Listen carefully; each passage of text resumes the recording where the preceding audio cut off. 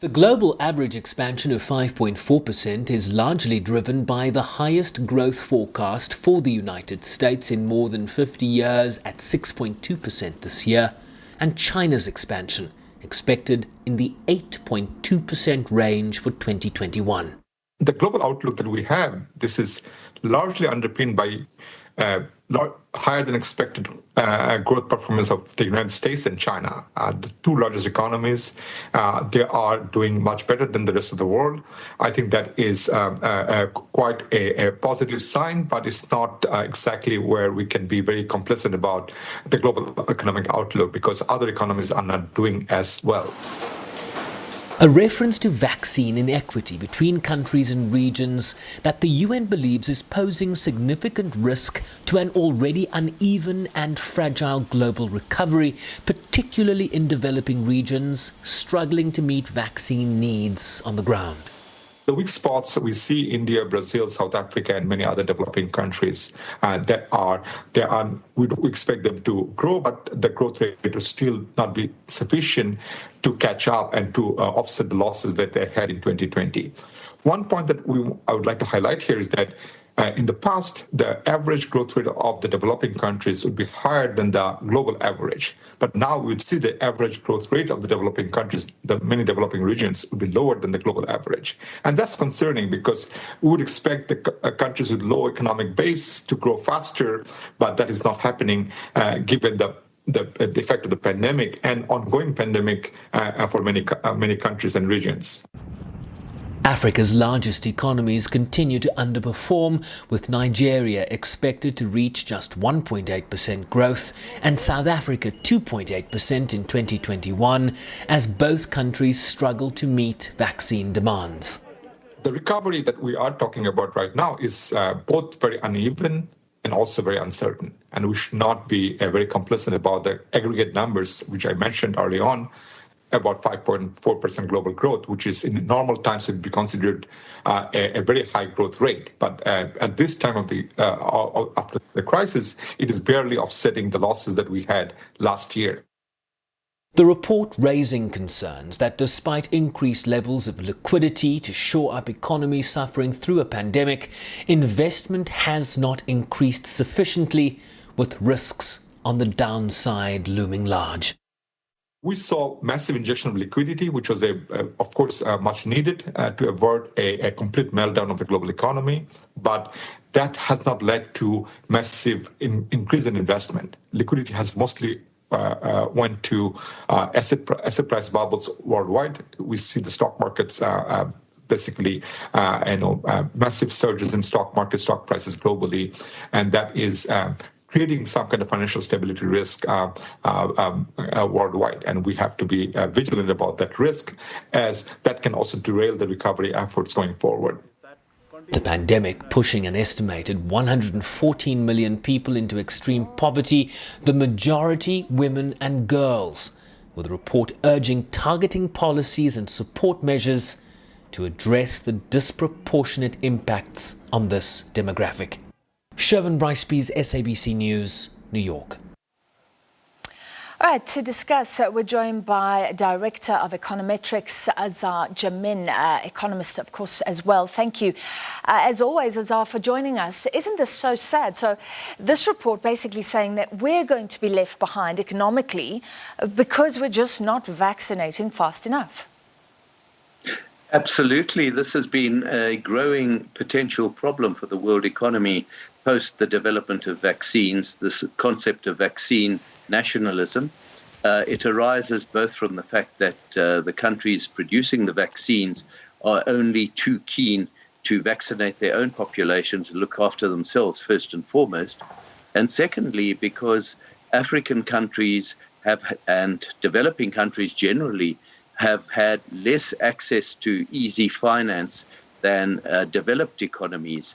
And as a consequence, their attempts at trying to provide relief packages for the COVID-19 pandemic have been circumscribed by their inability to borrow large sums of money to embark upon the kind of massive fiscal and monetary stimulus that the likes of the United States have been able to do.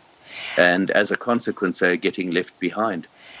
Azar, just your opinion. I mean, why is the world talking about this inequality so much that is structural, but nothing changes? And, you know, to what extent is this at the door of South Africa for maybe being inefficient in procuring vaccines? Or, you know, is this on the world for not making this idea that everybody talks about of equitable access real?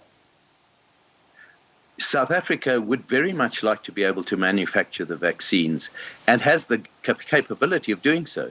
But the company which can manufacture this is basically hamstrung by its franchise agreements with the big multinational manufacturing facility, namely Johnson & Johnson.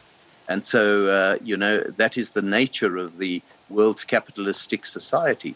The other reason for the huge increase in inequality you've got to bear in mind, and it was alluded to in this report, is that the very massive amount of monetary injections into the world economy are simply mostly going towards raising share prices and bond prices rather than actually helping the poor. As a result, the actual attempts at trying to reduce inequality through massive monetary accommodation are ironically resulting in exacerbating the levels of inequality. And South Africa is a victim of this, as we've seen in the last, until 24 hours ago, very positive environment on global financial markets, sending the rand ever higher. And then suddenly today we receive a shock result of a higher than expected inflation number in the United States, and all bets are off. Markets overseas are plunging by between 1% and 2%, and the rand is suffering as a consequence. Yeah, so we are actually victims of the whole thing. So, I mean, talk about those stimulus packages that we can't match, that are set to set up the US economy for a great year, for example. But you're saying there's something a little bit fake about them. It's not changing the fundamentals on the ground, but it will push the US ahead this year, won't it? It will push the US ahead for this year, but woe betide, be careful. As you've mentioned, it's also very artificial. And what I am very afraid of is that in due course there may be a major correction, if not a crash, in the world economy, precisely because the factors that have been put into place to try and extricate ourselves from potentially weak economic conditions could exacerbate the problem in the longer term. We're kicking the can down the road, artificially trying to keep interest rates as low as possible in order for governments of the developed economies not to have to be burdened with the high levels of debt servicing costs of the kind that we in South Africa are saddled with. Yeah. But ultimately it could all fall apart. It all just seems so unfair. To the detriment of all of us. Yeah. And just the unfairness, I mean, that'll hit us. It's already hitting us. You've looked at the projections, what businesses are saying to Stats SA, for example. What can South Africa do in this situation? Should we continue to push for a patent waiver? Do you think that could be a real game changer? How else do we sort of jump on this bandwagon of global growth somehow? Unfortunately, we've also painted ourselves a little bit into a corner through all the corruption and state capture that has wasted so many resources over the past decade and exacerbated the deterioration in our fiscal situation. Had it not been for that, we would have been in a somewhat better position to be able to handle this crisis. Nonetheless, what we can do right now is simply to proceed, to continue with trying to consolidate our fiscal situation as best as possible, trying to press for a waiver of these patent protective measures. I'm not convinced that that will resolve our problem. And the best we can do is to try and roll out the vaccines as rapidly as possible as we possibly can.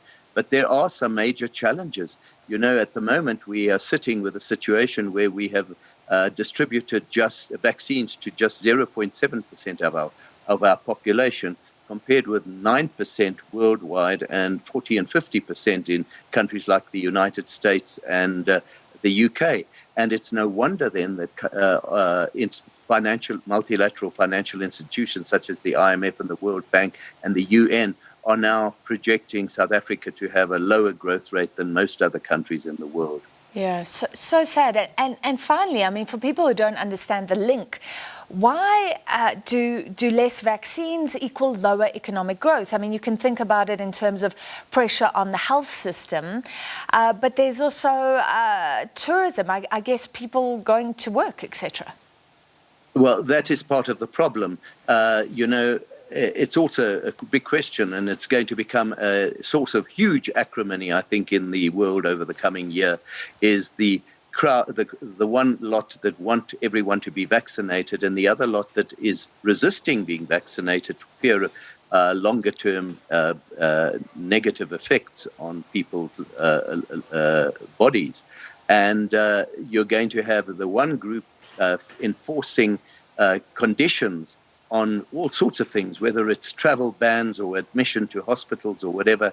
You will have had to have had a vaccine. And then on the other side, you're going to have a lot of people who say, no, I don't want this because I don't believe in it. And it's going to be very interesting to see how this pans out in the longer term. Interestingly, it isn't being discussed sufficiently and openly, I think, in the world at the moment. Yeah.